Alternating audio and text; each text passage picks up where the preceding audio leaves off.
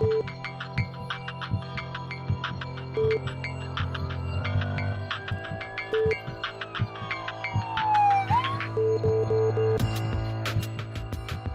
buenas tardes y bienvenidos a su programa Salud TV. Llegamos al jueves 9 de noviembre y este día vamos a estar aprendiendo muchísimo de un tema que a lo mejor usted que está en casita lo ha escuchado, pero sabemos muy poco. Vamos a estar aprendiendo sobre medicina crítica, unidad de cuidados intensivos o terapia intensiva, como usted lo haya escuchado. ¿Qué les parece si vemos la siguiente cápsula y al regresar les presento a nuestro panel de invitados?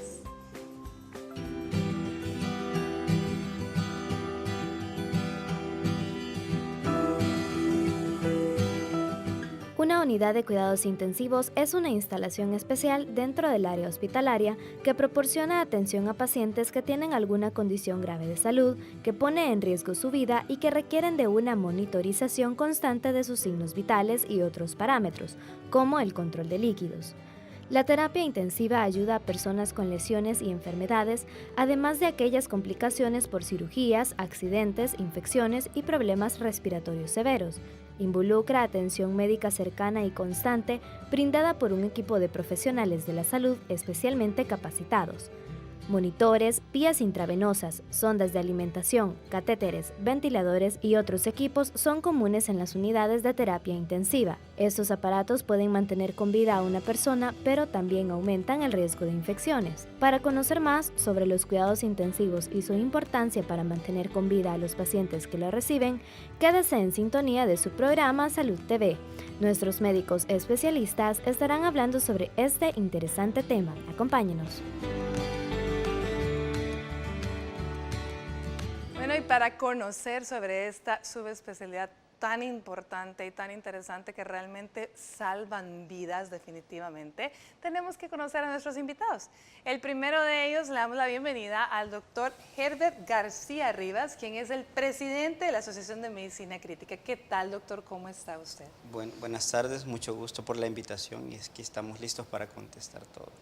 Bienvenido, de verdad, gracias por aceptar la invitación. Yo sé que son personas, imagínense, con esta subespecialidad que ustedes tienen, no tienen vida, literalmente. Yo sé que trabajan muchísimo, así que como otras especialidades, que gracias por aceptarla. Gracias por la invitación. Le damos también la bienvenida al doctor Carlos Enrique Criollo, que también es internista intensivista. ¿Qué tal, doctor? Bienvenido. Muy bien, muchísimas gracias. Gracias por la invitación. Un saludo a todos los televidentes. Muchísimas gracias. Y le damos la bienvenida al doctor Manuel Enrique Bello, que también es intensivista, internista intensivista, y a quien yo le debo, aparte de un gran cariño y una gran amistad, fue el instrumento que me ayudó a sacar adelante a mi hijo. ¿Qué tal, Meme? ¿Cómo estás? Gracias, Elisa, por la invitación. Estamos listos y para cualquier inquietud que ustedes tengan, es un placer estar de nuevo con ustedes. Fíjense qué bonito, me gusta el panel que tenemos, es definitivamente de lujo, pero quiero que ustedes que están en casa se den cuenta. El doctor García, además de ser el presidente de la asociación, su trabajo diario él nos colabora en el Hospital Médico Quirúrgico del Seguro Social.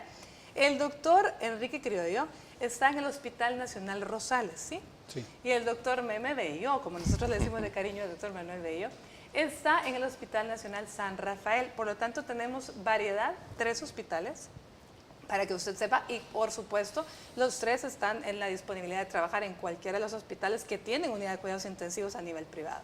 Hablemos un poco, ¿qué le parece, doctor? Cuéntanos un poco cómo nace esta especialidad, esta subespecialidad, de dónde salen, qué es lo que tienen que estudiar, cuántos años estudian para llegar a medicina crítica. Bueno, hablando un poquito de lo que es la historia de medicina crítica, esto se remonta pues a la época de las guerras, ¿verdad? Sabemos que cuando empezaban las guerras hubo mucha necesidad pues, de atender a paciente que estaba crítico, que recibía impactos, ¿verdad? Que llegaba sangrando, en shock hemorrágico. Entonces, uno de los inicios fue empezar a tratar de tener a todos los pacientes en ciertos locales, ¿verdad? Eso fue uno de los principios, pero la medicina crítica empezó un poco asociada a lo que era anestesiología, ¿verdad? Y fue cuando se dieron los problemas de poliomielitis, ¿verdad? Donde había necesidad de tener a los pacientes con respirador artificial. Entonces empezaron a hacer ciertas técnicas que se hacían en sala de operaciones, ¿verdad? Porque se vio que se requería tener al paciente más tiempo con ventilación mecánica. Entonces empezaron a formarse algunos tipos de respiradores artificiales. La verdad que desde entonces acá, por las guerras y por todo el tipo de patología que nosotros sabemos que existe hoy en día, pues la medicina intensiva ha venido aumentando, ¿verdad? Se ha venido complejizando, y lo importante también que los avances tecnológicos han ayudado pues, a que se estén brindando mejores opciones, ¿verdad?, a los pacientes, hablando de respiradores artificiales, hablando de monitoreo, hablando de nuevos fármacos, porque la medicina intensiva se trata de eso, ¿verdad?, de tratar de preservar la vida del paciente, ¿verdad?, tratar de llegar a su homeostasis, ¿verdad?, que el paciente recupere todos sus signos vitales, estabilice el corazón, pulmón, riñones, cerebro. Al principio los jefes de medicina crítica eran anestesiólogos, porque venía pues de esa rama, pero actualmente para ser intensivista se puede optar pues de una rama de medicina interna, cirugía general, anestesiología, aunque en algunos otros países pues podrían haber también ginecólogos, ¿verdad?, que se especializan en esto. Existen ginecólogos intensivistas así es, también, ¿verdad? así es. Pediatras intensivistas, ¿no? Así es, pediatras también, aproximadamente entre 2 a 4 años es la especialidad después de haber sacado la base. Y existen escuelas aquí en El Salvador, y existen escuelas pues en toda Latinoamérica y Europa donde se pueden ir a sacar la especialidad como tal o alguna subespecialidad asociada. Es decir, que para todos aquellos futuros colegas que están estudiando medicina y que a lo mejor en algún momento pudieran estar interesados en sacar medicina crítica, el Seguro Social tiene escuela, el Rosales tiene escuela, y el San Rafa también. Sí. ¿Tiene residentado en medicina de cuidados intensivos? Sí. Así es, todos tienen escuela para formar intensivistas. Excelente. Doctor Criollo, ¿de dónde sale el paciente o qué es lo que determina que un paciente con cualquier situación, enfermedad, patología, accidente, va a necesitar cuidados intensivos? Bueno, todo depende de la gravedad del paciente. El objetivo principal de cuidados intensivos es prolongar la vida y no retrasar la muerte. Por lo tanto, el paciente que debe de ingresar es aquel que está en una etapa tan crítica que pone en riesgo inminente su vida, pero que tiene capacidad de recuperación. Exacto. ¿Qué tipo de paciente? Es una gran variedad. Pueden ser pacientes con una patología médica, por ejemplo, una pancreatitis grave, una neumonía grave que requiere ventilación artificial. Puede ser un paciente de una cirugía compleja como cirugía cardíaca, cirugía por tumores craneanos, un paciente politraumatizado por un accidente de tránsito. Este tipo de pacientes que están en un estado tan crítico, pero que tiene capacidad de recuperarse y que no se le puede brindar esta atención en otra área que no sea cuidados intensivos. Estos son los candidatos exactos para poder ingresar a cuidados intensivos. Mire, muy interesante. Esto es importante que nos quede claro. La medicina crítica o cuidados intensivos va a ser para el paciente que tiene pronóstico, entonces, que sí se puede sacar adelante, que está muy grave, pero que tiene buen pronóstico Así de salir, es. ¿sí? Entonces, ¿quiénes no estaríamos, o sea, a quién no podríamos ofrecerle de cuidados intensivos? Cuidados intensivos, los que no se benefician son los pacientes que están en una etapa de irreversibilidad de su patología. Significa que es el paciente que llegó a un grado tal de una falla multisistémica que ya no tiene reversibilidad. Por que esté en Europa, esté en El Salvador, esté en el lugar que esté, la posibilidad de sobrevivir es demasiado baja. Por lo tanto, este tipo de paciente ya no es candidato. Igual el paciente que presenta muerte encefálica, que para fines prácticos es un paciente que ya está fallecido, aunque el corazón aún bombee, si tiene muerte encefálica y del tronco encefálico que controla todo el sistema orgánico, si está muerto desde esa parte, es un paciente que ya no es candidato en nuestro país porque no existe el trasplante. Si el paciente fuera candidato a trasplante, todavía podría recibirse en cuidados intensivos, pero en nuestro país que no existe el trasplante es uno de los pacientes que no se van a recuperar y no es candidato. Muy bien. Ahora bien, Manuel, definitivamente cuidados intensivos ustedes comandan, ¿sí? Pero es un equipo multidisciplinario.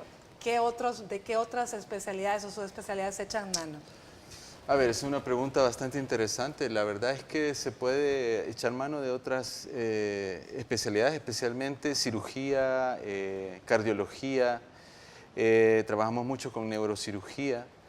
Es un equipo multidisciplinario que está regido por varias cosas, pero creo que mis colegas van a estar de acuerdo conmigo que es un trabajo en conjunto, ¿verdad? Y todos tenemos ese mismo fin, tratar de salvar la vida del paciente. Neurólogos, ¿verdad? Anestesiólogos, radiólogos, es un trabajo en conjunto, es multidisciplinario todo. Y sin dejar de mencionar el personal, que también es aparte, enfermería. Sí. Enfermería es el brazo derecho nuestro, ¿verdad? En cualquier situación, enfermería es el que nos saca de apuro en algunas cosas y el que está a la par del paciente. Y enfermería, me imagino también, el personal de enfermería que está en cuidados intensivos tiene que tener una capacitación especial dentro de la licenciatura o la carrera de enfermería. Claro, no, las enfermeras que están dentro de la UCI pasan un proceso de selección igual que todos nosotros, ¿verdad? Eso es muy importante. Bueno, señores, vámonos a una pausa comercial y volvemos con más de Salud TV y este día que estamos aprendiendo de algo tan interesante. Ya volvemos.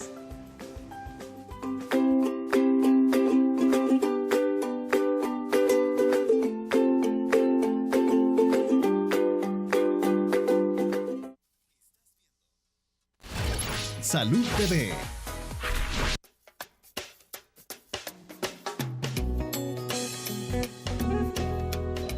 ¿Verdad? Lo que por los bronquios, ¿verdad?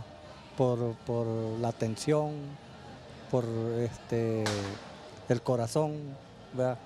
Para eso creo que es eso. A los niños y a las personas adultas. Sí, claro, le aplican esos cuidados intensivos, pero tiene que estar todo adecuado, pues. Todo lo que se aplica tiene que estar simplemente, ¿cómo le llaman? Esterilizado, ¿va? Que lo hierven, todo eso, allí se aplican esos. Pienso yo que esos lugares están para las personas que están bien graves, ¿verdad? Por la gente que dice los intensivos, es porque las personas están bien mal, ¿verdad? Me imagino de que solo para esas personas. Para las personas de que ya están graves con riesgo ya del corazón. Pienso que a las personas que les brindan los cuidados intensivos son a los que tal vez no pueden valerse por sí solos, que necesitan la ayuda de otra persona.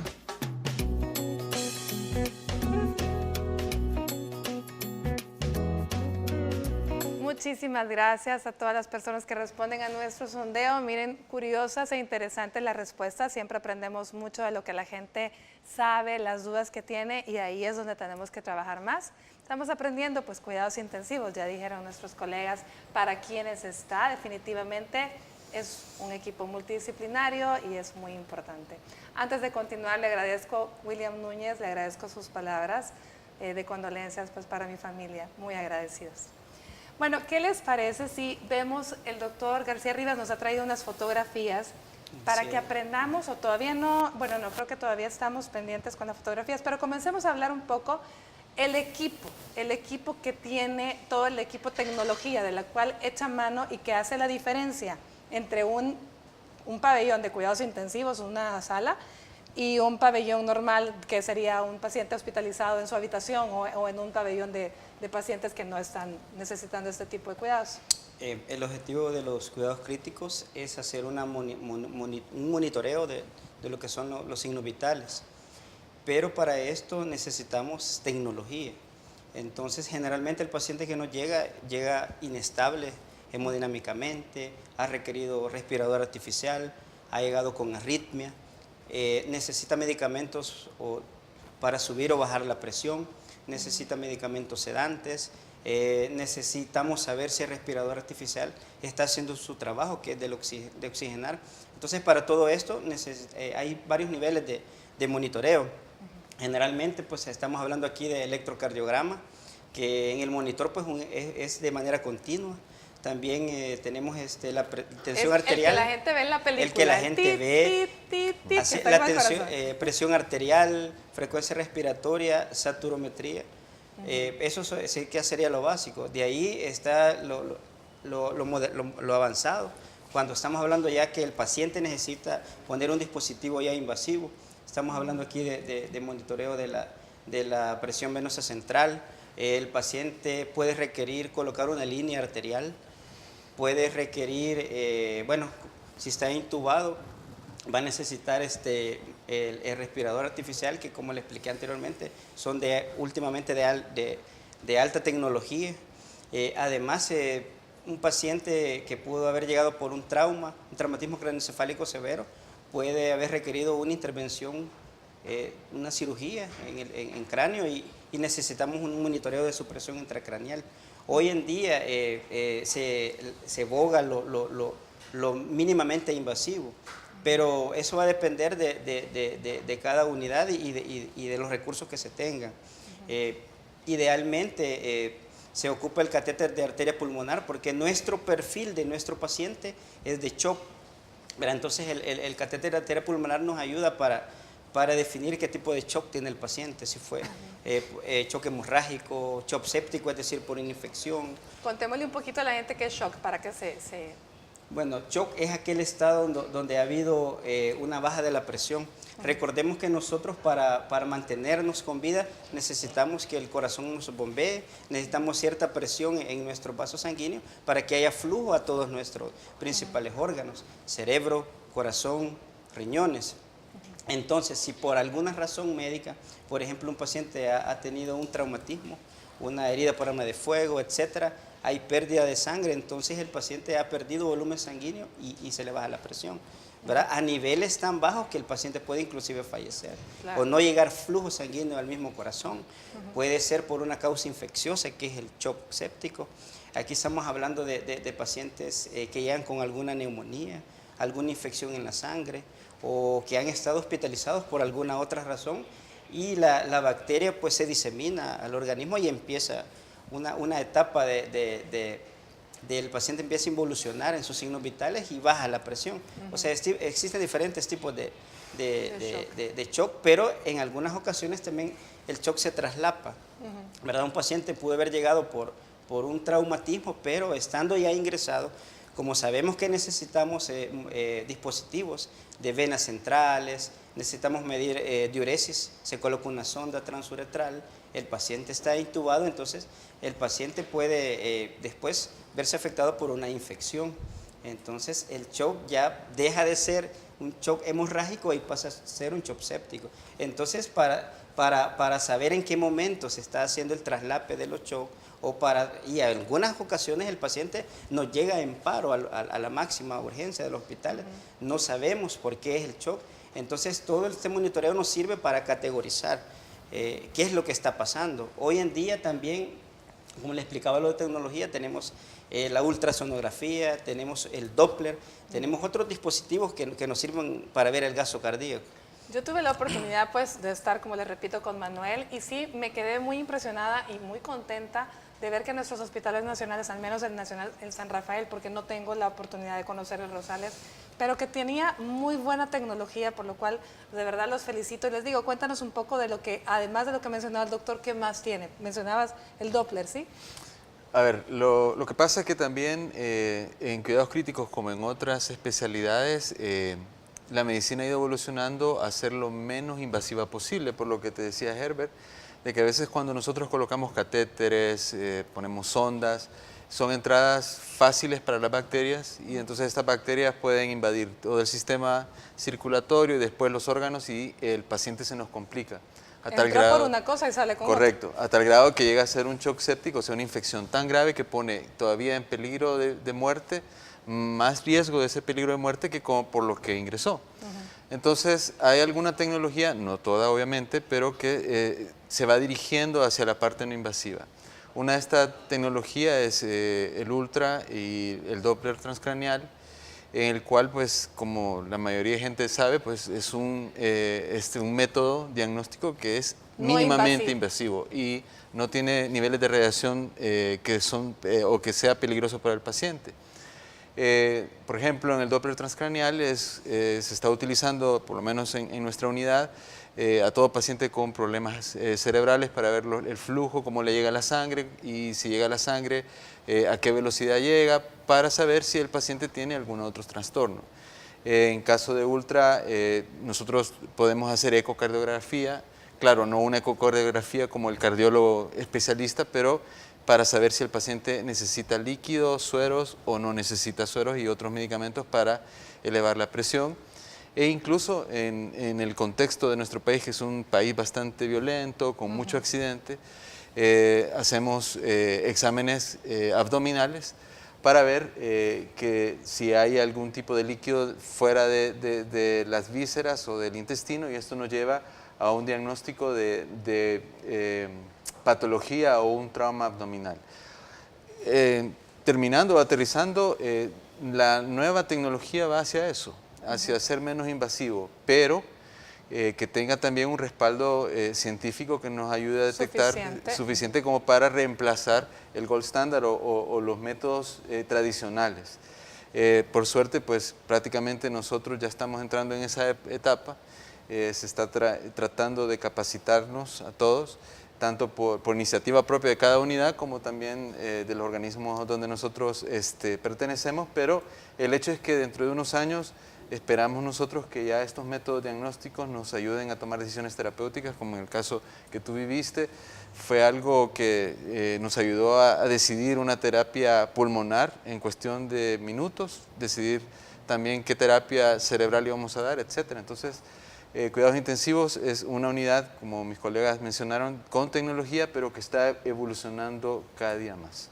Doctor Criollo, hablemos un poco, ya escuchamos monitoreo cardíaco, en fin, con todo lo que por el shock, por cuestión de shock, hablamos también de ya la ultrasonografía, el Doppler, hablamos de cómo vamos dándole seguimiento a lo que está pasando en el cerebro, porque el paciente está inconsciente, ¿sí? Sí, así es. La parte clínica realmente nunca va a ser sustituida por la tecnología.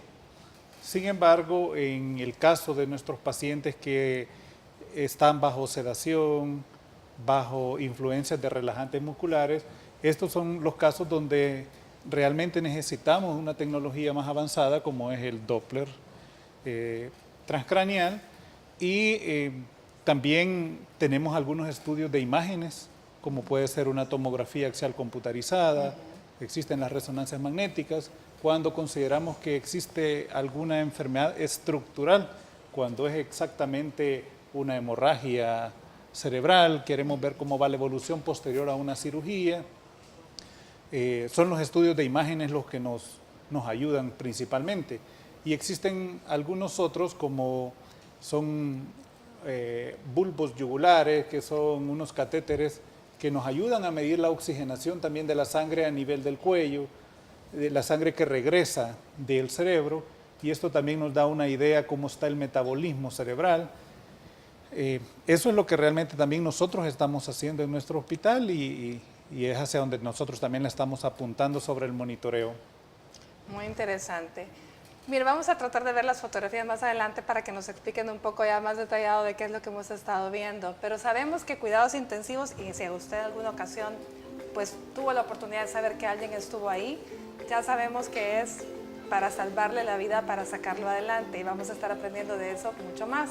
El doctor Manuel Bello nos dijo equipo multidisciplinario, y parte de ese equipo, enfermeras, técnicos, radiólogos, también están los fisioterapeutas.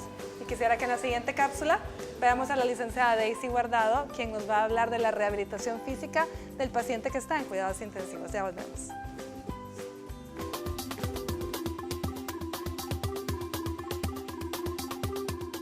Buenas tardes, amigos de Salud TV. Soy la licenciada Daisy Guardado, fisioterapeuta y terapeuta ocupacional. Este día vamos a estar hablando sobre la rehabilitación física en pacientes de cuidados intensivos. La mayoría de pacientes que se encuentran en unidad de cuidados intensivos se encuentran en un estado de sedación o subconscientes. Es por ello que la realización de rehabilitación física es necesario, porque uno de los problemas que más afronta el paciente es la inmovilización. Con la inmovilización el paciente tiene problemas cardiorrespiratorios, circulatorios y musculoesqueléticos. Es por ello que el objetivo de la rehabilitación física es iniciar temprano con la movilización articulación por articulación, con el fin de evitar contracturas musculares, que el paciente pierda lo que son los arcos de movimiento, pierda masa muscular y tono muscular.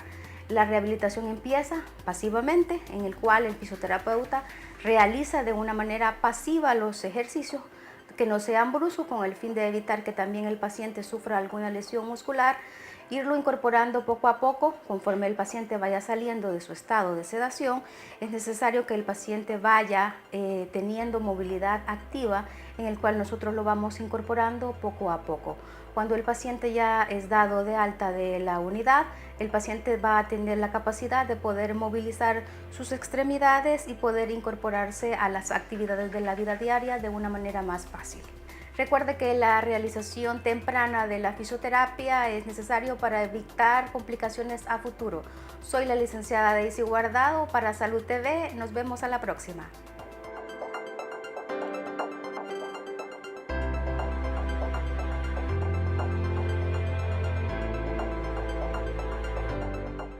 Estás viendo Salud TV.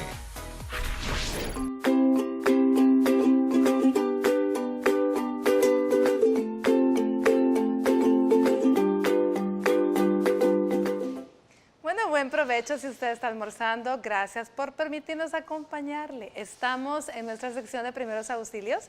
Estoy acompañada del doctor Rodolfo Castro, especialista en salud ocupacional, quien este día nos va a estar hablando un poco de cómo se dan las lesiones en los accidentes automovilísticos de la forma más frecuente. ¿Qué tal, Rodolfo? ¿Cómo estás? Muy bien, contento de estar con ustedes, siempre compartiendo temas tan importantes. Bueno, como el tema de ahora, de hecho, la paciente en unidad de cuidados intensivos. Es muy interesante y definitivamente en nuestro país, como ya dijeron nuestros invitados también, vivimos en un lugar que definitivamente, desgraciadamente, está tan expuesto a la violencia y también a los accidentes automovilísticos. Exactamente. De hecho, hay que entender algo que siempre lo hemos mencionado. Una cuestión es ver primeros auxilios, ¿verdad? Que es lo primero, cómo vas a atender a la persona, y que es muy importante porque si no das primeros auxilios adecuados, muy difícilmente vas a alcanzar a llegar al hospital.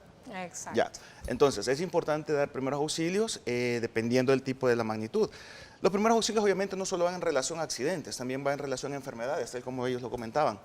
En este caso, pues vamos a estar hablando un poco sobre accidentes automovilísticos y precisamente sobre dos situaciones importantes. La primera de ellas, que es precisamente lo que comúnmente nosotros le conocemos como el famoso signo de látigo, ¿verdad? Donde la persona va manejando y muchas veces choca, y por el impacto que puede hacer tanto en la parte trasera del vehículo, en la parte frontal, cuando el fulano se detiene, esto hace que muchas veces las vértebras, la cabeza, mejor dicho, haga un movimiento que obviamente genera un signo de látigo, ¿ya?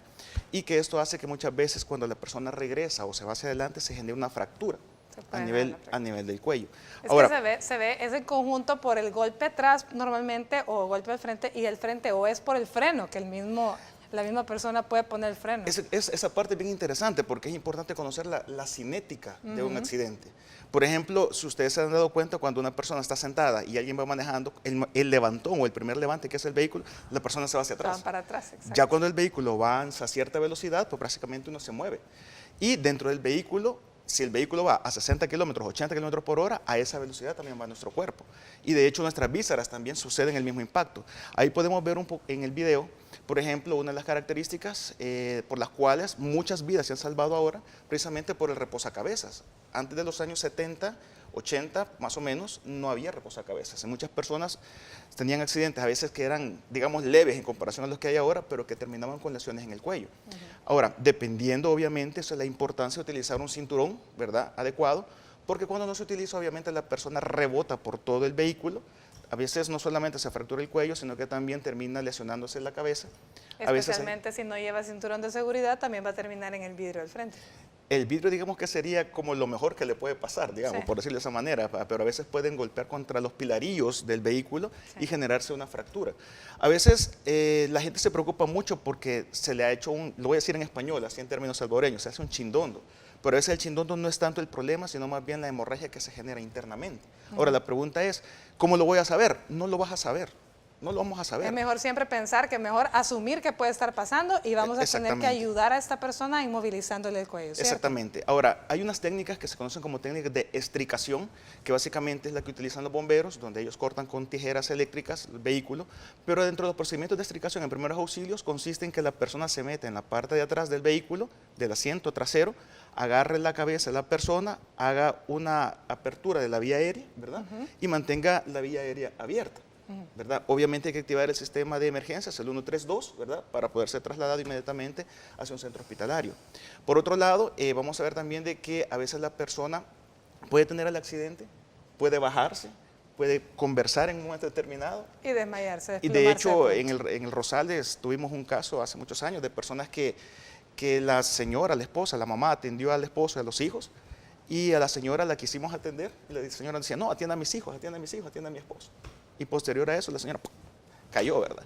Entonces es importante, no nos confiemos este tipo de situaciones. Vamos a ver otras imágenes por acá. Ese es el video de la inmovilización, ¿cierto? Exactamente. Cuando vemos a una persona, obviamente no podemos bajarla solo porque sí. Hay técnicas especiales para bajarla de un vehículo.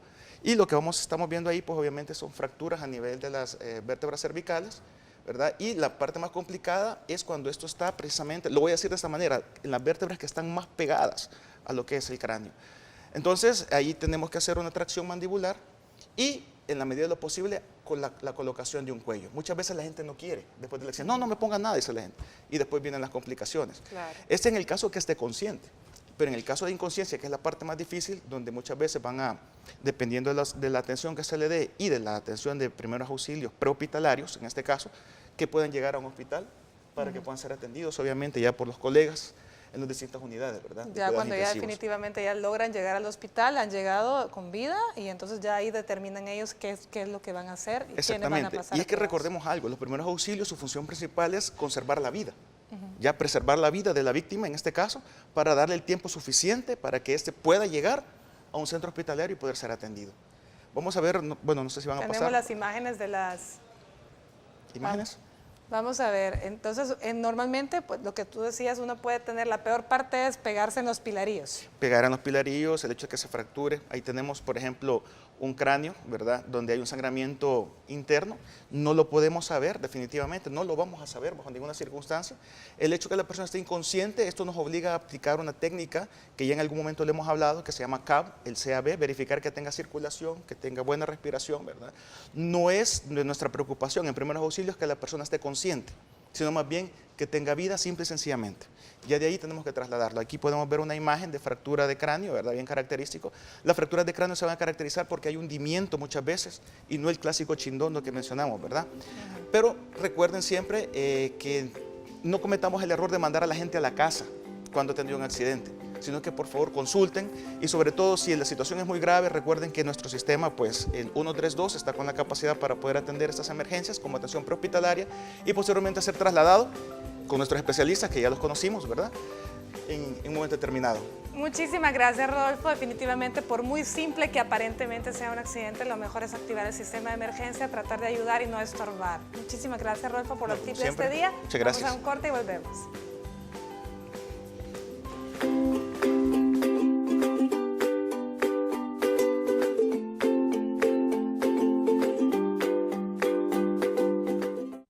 Estás viendo Salud TV.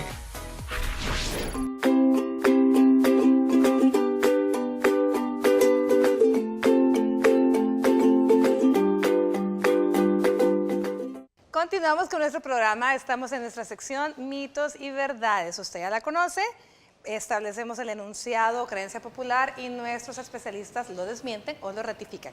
Veamos el primero de ellos en relación a cuidados intensivos. Recuerde que esto estamos aprendiendo este día. El primero de ellos nos dice, el paciente va a ser monitorizado cada 3 horas. Meme. Bueno, depende, ¿verdad? Cuando el paciente está sumamente grave, nosotros usualmente usamos un esquema de monitoreo, incluso cada media hora, pero lo usual cuando el paciente ya está en estabilidad es cada hora. Dependiendo de la evolución del paciente, uno va prolongando digamos, el intervalo en el cual se monitorea el paciente. Entonces va a depender de la gravedad. Los pacientes más graves pueden incluso ser monitorizados cada 15, media hora. Luego, dependiendo de la estabilidad del paciente o del estado, se puede comenzar a monitorear cada hora, y cuando el paciente ya va saliendo de la gravedad, incluso podemos estar monitoreándolo cada 2 horas, cada 4 horas. Y el concepto básico es que el paciente grave tiene que estar monitoreado continuamente. Entonces, el médico es el que decide en realidad, o el estado del paciente va a determinar cada cuánto o si la monitorización va a ser continua. Muy bien, bueno, por lo tanto es un sí y no. Correcto. Porque sí puede ser cada 3 horas, pero puede ser tan seguido como cada 15 minutos. Todo va a depender de la gravedad del paciente. Veamos el siguiente. El siguiente enunciado creencia popular nos dice, si está intubado hay mayor riesgo de infecciones, doctor Criollo. Muy cierto, correctamente. El riesgo aumenta aproximadamente entre un 10 a un 15%, el riesgo de contraer una neumonía asociada a una ventilación artificial. Recordemos de que nuestro sistema respiratorio, su protección natural es eliminada a través de un tubo endotraqueal. Tenemos ya un contacto directo con el aire ambiente, luego hay muchos dispositivos, hay unos tubos corrugados y el mismo ventilador con un sistema de aire comprimido y de oxígeno, que todo esto aumenta el riesgo de introducir directamente las bacterias hasta nuestros pulmones. Muy bien. Bueno, por lo tanto, cierto. Veamos el siguiente. El siguiente nos dice, quienes entran a UCI van a morir, doctor. Eso es mentira. ¿Por qué? Porque va a depender de cómo llegó el paciente, ¿verdad? El objetivo de cuidados intensivos es sacar al paciente y recuperarlo a mediano y largo plazo. Entonces, no es verdad. La mortalidad de las unidades de cuidados intensivos ronda entre un 10-25%, entonces no es verdad, ¿verdad? Si bien es cierto, mucha gente tiene mala experiencia al llegar a UCI, pero podría ser porque el paciente ha llegado en estado demasiado crítico, que a pesar de todas las medidas que se hicieron médicas y farmacológicas, pues el paciente evolucionó a desenlace fatal, pero no es cierto. Así que eso, y hacer la conciencia que para no llegar a cuidados intensivos tenemos que estar pues controlados de nuestra presión arterial, de nuestra diabetes, etcétera, para nosotros no tener complicaciones médicas y no llegar pues a ser un paciente más de cuidados intensivos. Muy bien, veamos el siguiente. El siguiente nos dice, los niños siempre se mantienen bajo sedación. Ven. Bueno, la verdad es que no solo en los niños, también en los adultos esto no es verdad. Es decir, en las primeras etapas de la enfermedad, por ejemplo, para ponerles algo puntual, un trauma craneoencefálico, sí está descrito que en los primeros días, incluso en las primeras etapas del trauma, es recomendable mantener al paciente sedado, es decir, dormido, como mencionamos muchas veces, y esto es para que el cerebro trabaje lo menos posible y tenga chance de recuperar su función e incluso, como decimos usualmente, desinflamarse. Pero entre menos tiempo el paciente permanece sedado, mejor. ¿Por qué? Por varias razones, entre ellas, bueno, primero lo evaluamos neurológicamente despierto, que es lo ideal. Segundo, permanece más tiempo conectado al ventilador mecánico. Y tercero, pasa menos tiempo dentro de la unidad y por lo tanto menos chances de infecciones. Muy bien, por lo tanto generalmente todos están sedados, ¿verdad? Sedados en las primeras etapas y luego tratar de bueno, despertarlos. Veamos el siguiente. El siguiente nos dice, todos los pacientes están inconscientes. Doctor, ¿cree que todo el que esté en cuidados intensivos está inconsciente? Falso. No es cierto. Muchos de nuestros pacientes no están inconscientes. Al inicio, y esto tiene relación con la pregunta anterior, muchos pacientes están bajo sedación y es un coma inducido, es un coma farmacológico. Sin embargo, la tendencia actual a nivel mundial es el despertar temprano de los pacientes. Tenemos que ir retirando la sedación y el paciente, si no tiene una patología que retrase el despertar de un paciente, empieza a estar despierto, incluso está despierto estando intubado, con un tubo endotraqueal y bajo ventilación artificial. Claro que requiere analgesia, tiene que estar tranquilo, sin dolor, pero despierto. Así es que no es cierto que todos están inconscientes. Muy bien. Bueno, veamos el siguiente. El siguiente nos dice, la mayoría de niños ingresan por traumatismos craneales. ¿Será esto cierto, doctor García? Eso es falso. La mayoría hay que hacer la distinción entre las UCIs para niños neonatales, que son generalmente las que ocupan los que nacen de manera prematura. Entonces tienen mucha complicación a nivel pulmonar. Y en lo que son las otras unidades para niños más grandes, generalmente están asociados a infecciones severas a nivel pulmonar. Acordémonos del Guillain-Barré también, que hace que el paciente entre a respiración artificial. Entonces son quizás de las principales causas, no así el traumatismo, sí está asociado, pero en menor grado. Muy bien, por lo tanto, estamos hablando que no es cierto, son muchas las causas por las que un niño puede estar en cuidados intensivos. Veamos el que sigue, nos dice, a todos los pacientes se les realiza una traqueotomía, Nemi. No es cierto, ¿verdad? Actualmente hay guías internacionales ya bien puntuales que nos indican en qué casos vamos a usar o vamos a realizar una traqueostomía a un paciente. Usualmente se usa traqueostomía cuando el paciente va a estar mucho tiempo conectado al ventilador. Esto se hace más que todo para disminuir complicaciones relacionadas, como se mencionó anteriormente, a la colocación del tubo endotraqueal. Entre las principales, pues neumonías asociadas al ventilador mecánico, trastornos o efectos adversos que hace el tubo o que le provoca a las cuerdas vocales, cuestiones también relacionadas a alteraciones de la tráquea que van a venir después a futuro, una traqueomalacia, o sea, debilidad de la tráquea, etc. Pero esos son casos, por ejemplo, los pacientes que van a pasar más de 7 días intubados y ventilados y que no van a responder neurológicamente o adecuadamente a la terapia. Entonces, no todos los pacientes. De hecho, hay unidades como la que yo pertenezco que básicamente anda entre el 5 al 10% de los pacientes ventilados a quienes le hacemos traqueostomía. Traqueostomía, muy bien. Por lo tanto, eso es falso, afortunadamente. Veamos el siguiente. El siguiente nos dice, los niños son más propensos a contraer bacterias respiratorias, doctor Creo. Sí y no. Sí. Depende, porque también hay muchos adultos que tienen algunas patologías que les genera baja en las defensas de su organismo, como es la misma edad avanzada, la diabetes, el cáncer y el uso de algunos medicamentos inmunosupresores. Sin embargo, siempre se menciona que los extremos de la vida son más propensos a cualquier infección y a cualquier enfermedad grave.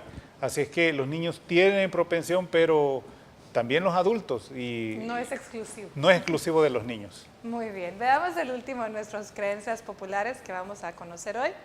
Los pacientes pueden escuchar a sus familiares, doctor García. Eso es muy cierto.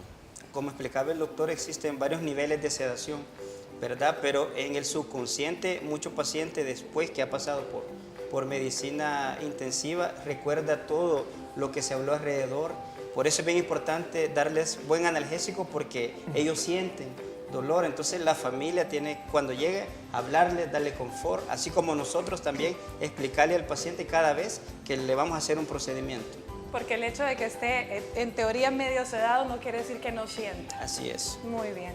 Bueno, esto fue nuestra sección de mitos y verdades de la medicina. Vamos a una pausa y volvemos con lo último del programa de hoy.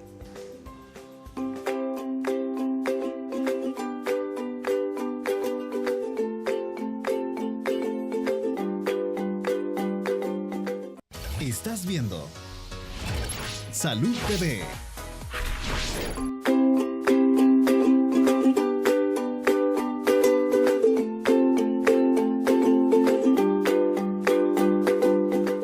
Bueno, gracias por continuar con nosotros. Tenemos que ver esas imágenes para que usted se ubique y aprenda un poco sobre todo lo que hay en una unidad de cuidados intensivos, ¿cierto, doctor? Cuéntenos un poco qué es lo que hay en cada una de estas fotos. Okay. Doctor, ¿cuál es? Esta es la primera, vamos a ver. Aquí, la vamos a ver en este momento. Bueno, cuéntenos. Aquí estamos viendo pues la entrada a la unidad de cuidados intensivos. Generalmente pues son áreas que se encuentran exclusivas, o sea, no puede entrar cualquier persona, ¿verdad? Porque hay que tener cuidado con las bacterias que entra la gente que viene de la calle y también la gente que va a salir. Entonces, son unidades donde no cualquiera puede entrar. Donde las visitas son restringidas. Son restringidas, así es. Muy bien. Aquí estamos viendo pues un paciente que está con respirador artificial. Se necesita, pues como les expliqué, mucha tecnología. Hay que hacer saber que estas unidades son caras. Estar ingresado en estas unidades genera bastante costo a nivel hospitalario, ¿verdad? Porque como ustedes pueden ver, necesitamos monitores, necesitamos medicamentos para tener sedado al paciente, necesitamos respiradores artificiales de alta tecnología y todos los medicamentos que se necesitan para preservar la vida. Preservar la vida. Ahí estamos viendo. Aquí tenemos otro tipo de sala, ¿verdad? Últimamente tenemos que hablar de esto. Tenemos mucho paciente que nos está llegando obeso. Entonces, las unidades de cuidados intensivos tienen que estar a la par de este tipo de pacientes, ¿verdad? Junto con camas un poquito más especializadas que soporten el peso, ¿verdad? Generalmente, pues, las unidades andan entre 8 a 15 pacientes por cada unidad. Se encuentra separado un paciente de otro, ¿verdad? Para evitar lo que es el contacto. Esto es bien importante, ¿verdad? Darle a la familia todo el apoyo, explicarles de cuál es la patología por la que ha llegado su paciente. Aquí podemos ver en este monitor, ¿verdad? Las constantes vitales que yo les explicaba: frecuencia cardíaca, presión arterial, respiración. Ahí podemos ver un paciente que está en shock, como les expliqué, con una presión de 69/38. Por eso necesitamos a veces colocar esos números representan todos los signos vitales, ¿cierto? Exactamente. Monitoreo arterial. El catéter de arteria pulmonar, que es un método bien especializado, que es un catéter que llega directamente al corazón. Se hacen ciertas mediciones, ¿verdad? Para saber si al paciente le falta líquido, si al paciente el choque de origen cardiogénico, si el paciente la inestabilidad se debe a que falta más volumen, hay que resucitar más. Bueno, mire, muchísimas gracias de verdad por habernos traído a enseñar en qué consiste una unidad de cuidados intensivos, a los tres, habernos enseñado de plano todo lo que hemos aprendido, ¿verdad? Que es para poder preservar la vida, que es para poderle dar una mejor oportunidad de salvar a esos pacientes. Ahora ya usted sabe, primero Dios no lo necesite, pero si en algún momento lo necesita, usted sabe que nuestro país está preparado. Ya le mostramos 3 opciones, como le repito, espero en Dios que no lo necesite. Se nos terminó el tiempo y no me queda más que agradecerles, doctor. De verdad, un placer haberlo conocido, haberlo tenido por acá. Gracias, que no sea la última. Doctor Criollo también, lo mismo, muchísimo gusto y gracias. Manuel, como siempre, todo mi cariño y gracias por habernos acompañado. Gracias a ustedes que nos acompañaron el día de hoy. Mañana un tema completamente diferente. Vamos a hablar de las técnicas de rejuvenecimiento facial. Así que si a usted no le gusta hablar de enfermedades, pero le gusta hablar de embellecerse, mañana es su cita con nosotros. Por hoy que tenga una linda tarde de jueves y que Dios los bendiga.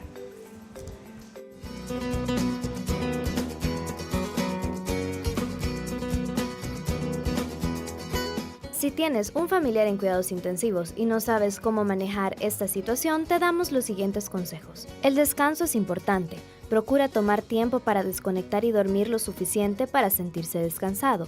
Si no lo haces, estás propenso a sentirte nervioso y a ver las cosas desde un punto de vista pesimista e incluso puede aumentar la sensación de dolor o descompensar enfermedades crónicas como la diabetes. Solventa tus dudas con el médico. Es habitual tener dudas o necesitar explicaciones sobre determinados temas.